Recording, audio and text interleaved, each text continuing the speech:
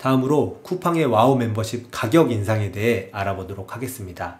최근 발표한 가격 인상은 많은 소비자의 공분을 샀습니다. 쿠팡은 멤버십 가격 인상을 통해 소비자 혜택을 확대하겠다는 의도를 밝혔습니다.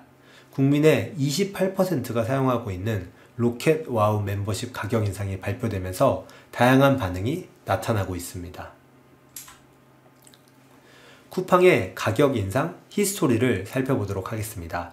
쿠팡은 2018년 로켓 와우 서비스를 월 2,900원, 매우 경쟁력 있는 가격을 제시했습니다.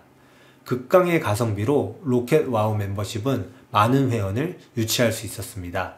2년 후인 2020년 쿠팡은 멤버십 가격을 무려 72% 인상해서 월 4,990원으로 조정했습니다. 높은 가격 인상에도 불구하고 쿠팡이 제공하는 혜택을 고려할 때 여전히 합리적인 가격으로 평가받았습니다.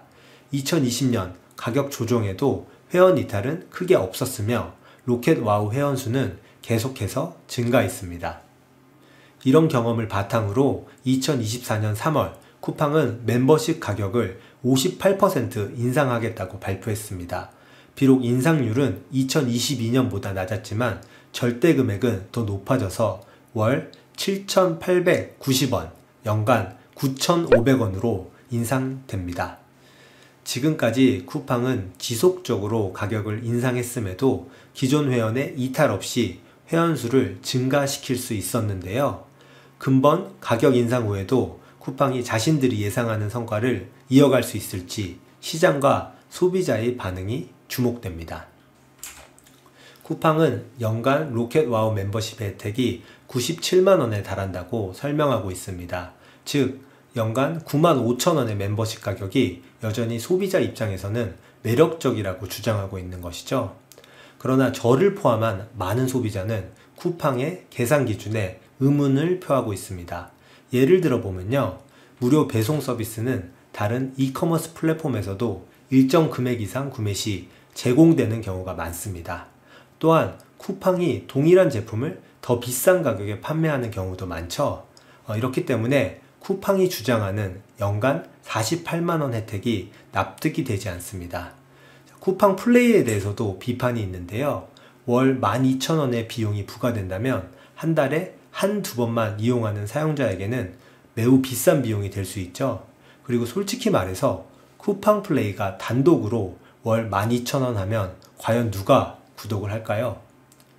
많은 소비자들이 무료 배송이나 직구 서비스, 쿠팡 플레이를 자주 사용하지 않는다면 쿠팡이 주장하는 월 평균 8만원 이상의 절약은 현실적이지 않습니다.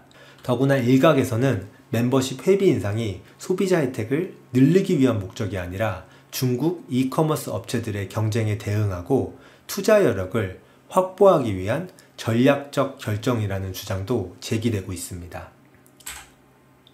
로켓 와우 멤버십 가격 상승에 주식시장은 어떻게 반응했을까요? 일반적으로 멤버십 가격 인상은 회사의 수익성 개선을 목적으로 하며 이는 단기적으로 주식시장에서 긍정적으로 반영될 수 있습니다. 추가 수익이 기대될 경우 투자자는 재무 건전성 강화의 징후로 받아들여 주가 상승을 기대할 수 있습니다. 그러나 가격 상승이 부정적 소비자 반응을 야기해서 회원 이탈이 발생하는 경우 회사의 수익성에 부정적인 영향을 미칠 수 있습니다. 이와 같은 상황이 예상되면 시장은 예상 리스크를 주가에 선반영해서 주가는 하락하게 됩니다. 쿠팡의 가격 상승 이후 쿠팡의 주가는 어떻게 되었을까요? 2021년 뉴욕 증권거래소에 상장한 이후 쿠팡의 주가는 시초가 35달러 대비 40% 급등했다가 크게 하락했습니다. 주가는 이후 지속적으로 빠져서 2022년 5월 10달러 아래로 떨어지기도 했으며 이후 20달러의 벽을 넘지 못했습니다. 2023년 2월 흑자 전환 발표에도 불구하고 시장의 반응이 냉담했던 것과는 달리 2024년 3월 로켓 와우 멤버십 가격을 50% 인상하겠다는 발표 후 주가는 무려 10% 이상 상승하며 20달러의 벽을 마침내 넘어섰습니다. 투자자는 가격 인상이 회사의 재무 성과를 개선하고 지속 가능한 성장을 이끌 것으로 기대했기 때문에 주가가 급등한 것으로 보입니다. 쿠팡의 주가가 $20를 넘은 것은 1년 6개월 만에 처음이라는 점에서 더욱 주목할 만한 성과라고 생각합니다. 이번에는 가격 인상 후 기업 이익이 증가했음에도 불구하고 주가가 떨어진 사례를 알아보도록 하겠습니다. 2023년 코카콜라는 가격을 11% 인상했습니다. 그 결과 매출이 전년 대비 6.3% 증가했습니다. 코카콜라의 영업이익률은 29%에 달했으며 이는 경쟁사인 펩시코의 14% 영업이익률과 비교해 2배 이상 우수한 수치였습니다. 이러한 코카콜라의 가격 인상과 매출 증가에 대해 시장은 어떻게 반응했을까요? 코카콜라의 재무적 지표가 양호했음에도 불구하고 시장의 반응은 부정적이었습니다. 2023년 다우존스 산업지수가 크게 떨어지지 않았음에도 불구하고 코카콜라의 주가는 지속적으로 하락해서 연초 대비 16%나 감소했습니다. 똑같은 가격 인상 결정에도 불구하고 코카콜라 주가는 떨어지고 쿠팡의 주가는 올랐습니다. 어떤 이유로 서로 다른 결과가 났는지 알려면 매출을 쪼개서 분석해 봐야 됩니다. 매출은 가격과 판매량의 곱으로 결정됩니다. 작년 코카콜라는 가격을 11% 인상해서 높은 매출과 이익을 달성할 수 있었습니다. 그러나 투자자가 걱정하고 있는 부분은 판매량이었습니다. 2000년대 말부터 시작된 소비자 인식과 행동의 변화는 코카콜라에 큰 위협이 되었습니다. 건강에 대한 우려로 콜라 소비량이 지속적으로 감소하고 있고요. 그리고 탄산음료를 대체할 수 있는 음료의 종류가 다양해지면서 콜라 소비량이 크게 감소했습니다. 지금 보시는 그래프는 미국인의 탄산음료 소비량이 지속적으로 감소하고 있음을 보여줍니다. 1997년 이후 1인당 콜라 소비량이 지속적으로 감소하고 있음을 알 수 있습니다. 시장은 코카콜라가 가격 인상을 통해서 매출과 이익을 가까스로 유지하고 있지만 장기적으로 판매량이 떨어질 것이기 때문에 매출과 이익의 하락이 예상된다고 판단하고 있습니다. 쿠팡 주가가 상승한 이유도 매출 측면에서 자세히 분석해 보도록 하겠습니다. 쿠팡의 기존 월 매출은 회원 월 이용료 4,990원 곱하기 1,400만 명으로 700억 원 수준입니다. 가격 인상 후에도 쿠팡이 여전히 1,400만 명의 회원을 유지할 수 있다면 변경 월 매출은 약 1,100억 원으로 기존 대비 400억 원이 증가하게 됩니다. 이에 따라 연간 쿠팡은 4,800억 원의 추가 매출을 기대할 수 있습니다. 만약 회원 중 5%가 이탈한다고 가정하더라도 여전히 4,200억 원의 추가 매출이 예상되고요. 15%가 이탈한다고 해도 약 2,800억 원의 추가 매출을 기록할 수 있습니다. 제가 예상하는 회원 이탈률은 5에서 15% 수준입니다.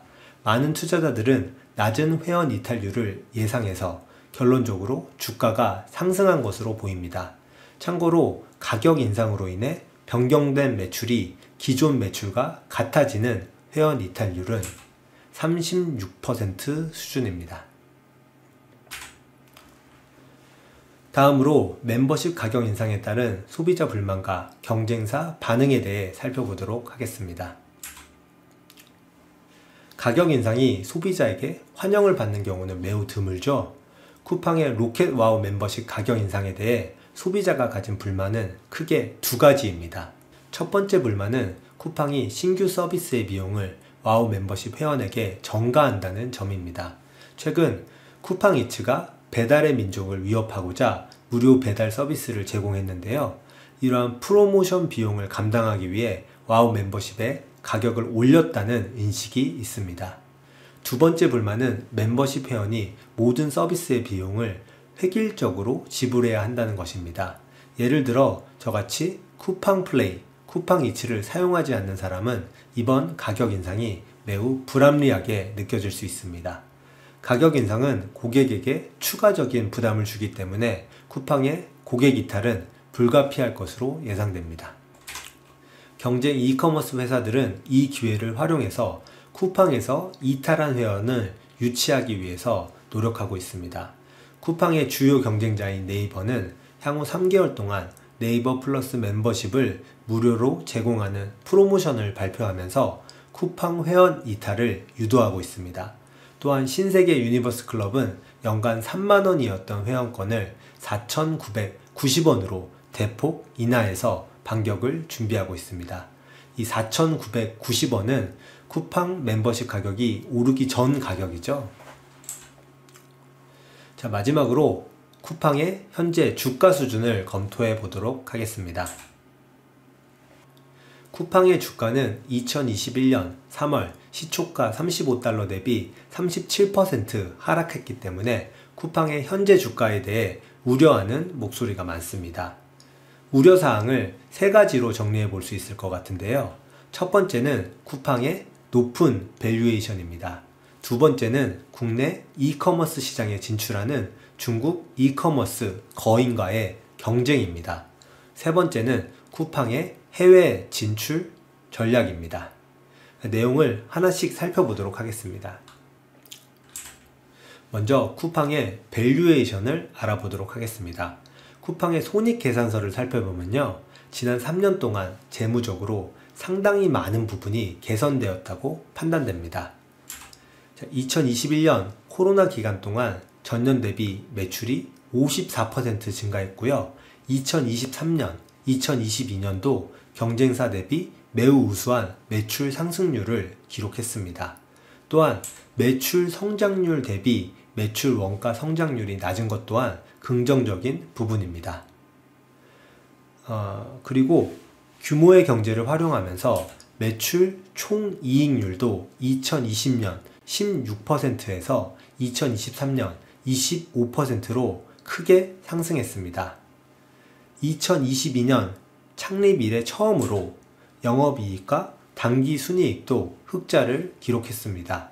손익계산서 전반에 걸친 개선은 쿠팡의 수익성과 운영 효율성이 좋아지고 있다는 것을 잘 나타냅니다. 쿠팡의 밸류에이션을 분석하기 위해 여러 지표를 살펴보도록 하겠습니다. 먼저 붉은색으로 표기된 지표인 트레일링 P, 포워드 P, 프라이스 나누기 북밸류, 엔터프라이즈 밸류 나누기 레베뉴, 엔터프라이즈 밸류 나누기 에비타는 모두 비교 사례를 통한 가치평가 방법입니다. 이 수치들은 낮을수록 기업이 저평가되었다는 것을, 높을수록 고평가되었다는 것을 의미합니다. 쿠팡의 매출과 이익이 점차 증가함에 따라 2023년 초반 대비 현재 가치평가 지표의 수치가 현저히 낮아진 것을 확인할 수 있습니다. 다음으로 녹색의 지표를 살펴보도록 하겠습니다. 쿠팡의 손익이 개선됨과 함께 마켓캡, 시가총액은 2023년 3월 28억 빌리언 달러에서 2024년 4월 40억 빌리언 달러로 크게 증가했습니다. 또한 기업을 인수할 때 필요한 총 자금을 뜻하는 엔터프라이즈 밸류 역시 같은 기간 동안 27억 빌리언에서 38억 빌리언 달러로 크게 증가했습니다. 손익계산서와 밸류에이션 지표를 분석해 봤을 때 쿠팡의 높은 밸류에이션에 대한 리스크는 과거 대비 상당히 낮아졌다고 판단됩니다. 두 번째로 살펴볼 내용은 중국 이커머스의 위협입니다. 한국 시장에 진출한 중국 이커머스 업체들이 장기적으로 쿠팡의 큰 골칫거리가 될 것은 분명해 보입니다. 2018년 한국 시장에 진출한 알리익스프레스는 마동석을 활용한 플랫폼 마케팅으로 인지도를 빠르게 끌어올리고 있습니다. 알리익스프레스의 모기업인 알리바바 그룹은 물류센터 설립을 포함한 총 1조 4,471억 원 규모의 한국 투자 계획을 발표했습니다. 2023년 10월에는 한국 상품 전문가인 K베뉴를 개설해서 한국셀러를 유치하기 시작했습니다. 판매 상품도 가공식품, 신선식품으로 확대하고 있는 상황입니다. 최근 기준 알리익스프레스 앱의 월간 사용자 수는 818만 명으로 역대 최대를 기록했으며 종합몰 이용자 수 순위에서는 11번가를 제치고 2위까지 올라섰습니다. 이와 더불어 지난해 7월 한국 서비스를 시작한 중국계 이커머스 테무는 7개월 만에 무려 581만 명의 이용자를 확보하며 종합몰 이용자 순위 4위에 안착했습니다. 이러한 중국계 이커머스 플랫폼의 한국 시장 진입은 쿠팡을 비롯한 국내 업체들에게 상당한 위협이 되고 있어 쿠팡 주가에 부정적인 영향을 미치게 됩니다. 마지막 내용은 쿠팡의 향후 성장률에 큰 영향을 미칠 해외 시장 진출에 대한 것입니다. 쿠팡 기업 규모 대비 한국 시장은 너무 작다고 생각합니다. 쿠팡의 성장이 지속 가능하려면 해외 시장을 개척해야 됩니다. 쿠팡은 2022년 10월 대만 시장에 진출한 이후 로켓 직구와 로켓 배송을 통해 12,000여 한국 중소기업 뷰티, 식품, 공산품 등 소비재 판매를 하고 있습니다. 쿠팡은 대만에서 사업을 확장해 가면서 자신감을 보이고 있으며 풀필먼트 센터를 연이어 개설하고 있습니다. 2023년 11월에는 타오위엔시에 두 번째 풀필먼트 센터를 개설하였고요. 2024년 상반기에는 세 번째 센터를 개설할 예정이라고 합니다. 그러나 아직까지 해외에서 뚜렷한 사업 성과가 보이지 않는 것으로 평가됩니다. 해외에서의 이커머스 사업은 국내 사업과는 차원이 다른 어려움이 있습니다.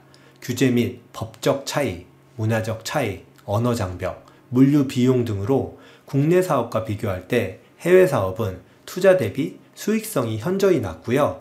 리스크도 굉장히 높습니다.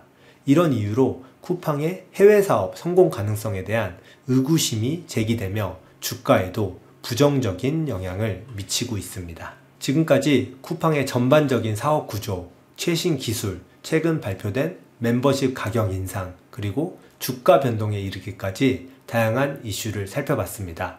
지난 14년 동안 쿠팡은 국내 이커머스 시장의 혁신을 주도하며 뛰어난 성과를 달성했습니다. 그러나 이번 멤버십 가격 인상은 국내 회원을 대상으로 자금을 조달하려는 움직임처럼 보여 다소 우려스러워 보입니다.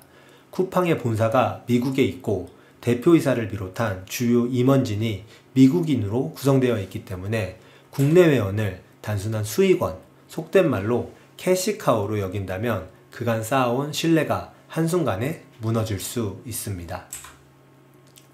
부디 쿠팡이 국내 시장의 수익성 향상에 주안점을 두지 않고 타이완, 일본 등 해외 시장에서도 우수한 성과를 거두어 아마존을 능가하는 기업으로 성장하기 바랍니다.